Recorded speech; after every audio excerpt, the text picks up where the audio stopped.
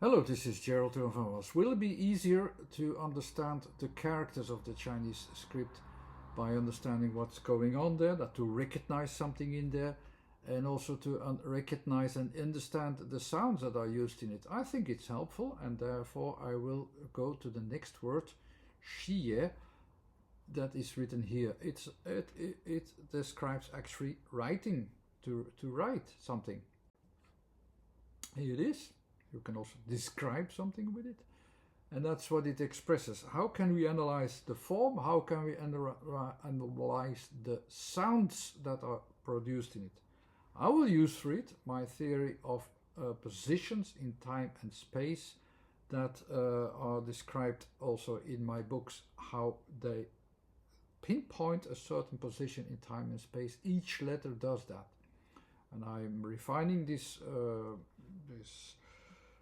method in practice, and also in practice even in a language and in a script that I hardly know, as the people from this country from that uses these scripts are used to it. So I'm not used to it, but I recognize things in it that I can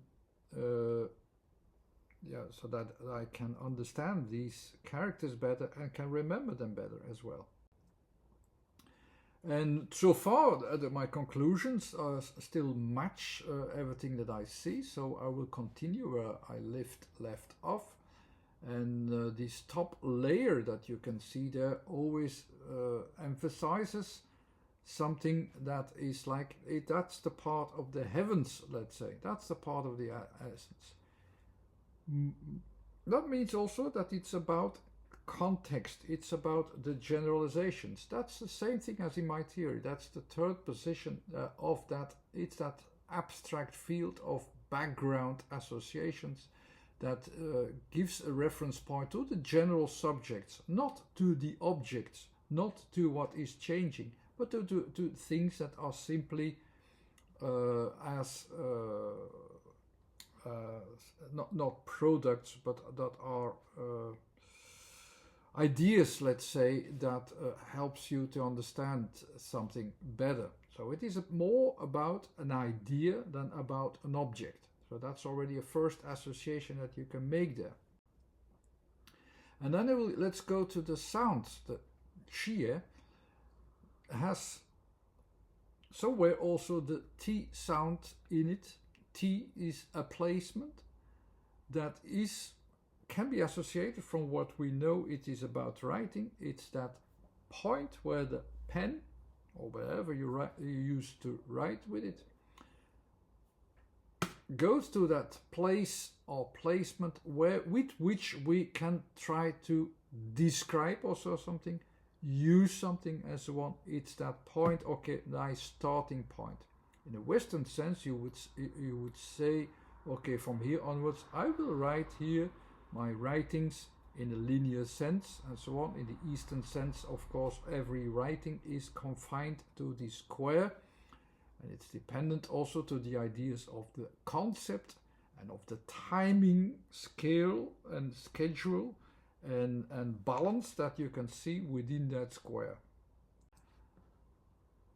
But if we start with that top layer, this top layer, like I said, is related with context, and the letters that are related with context are letters like the letter S is related with context. So you have it pretty soon in the association. It's not about placement in space, it's about placement in context as well.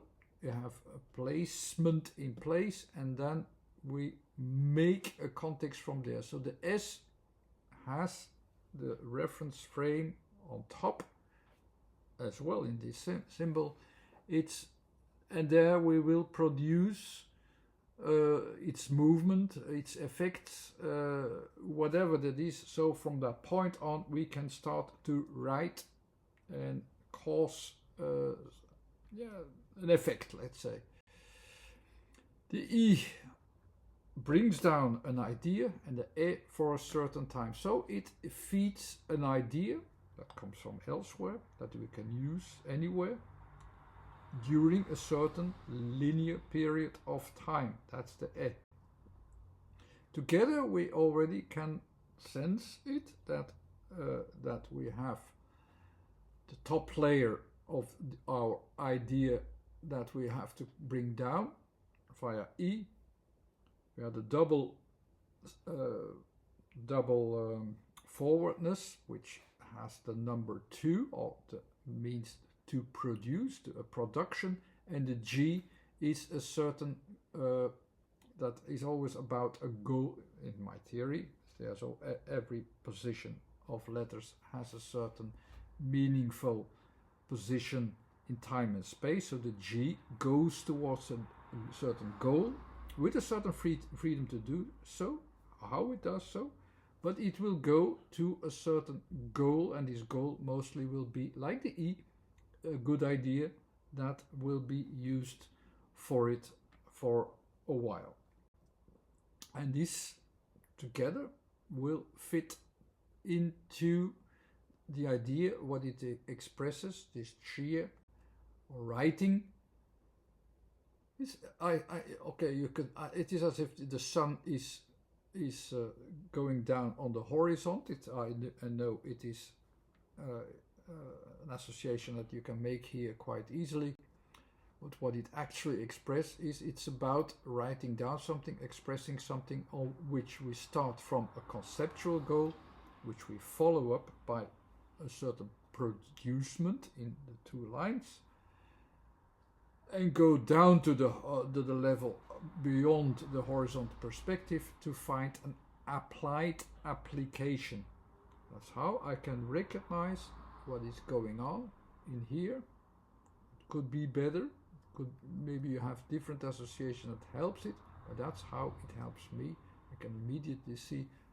You can quickly see it. Okay, I can recognize it, that it's about writing down something, but the whole details, they matter as well.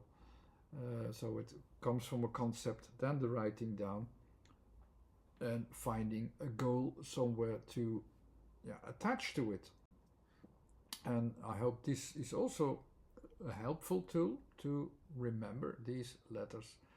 I'm not sure if I will publish these last 3 videos publicly, because it's also quite at this point it might be a bit, it's a personal vision. I don't know if it helps you as well, but I ask your opinion, and I will gain experience by doing that more and more, and I will try to find the meaningful associations in every character's position, form, and directions of the pencil draws that you can find in them, the original or the originating where it comes from, and the sounds that are used for it, how they can be associated. Also from my theory onwards, that helps us to understand better and to remember the characters better.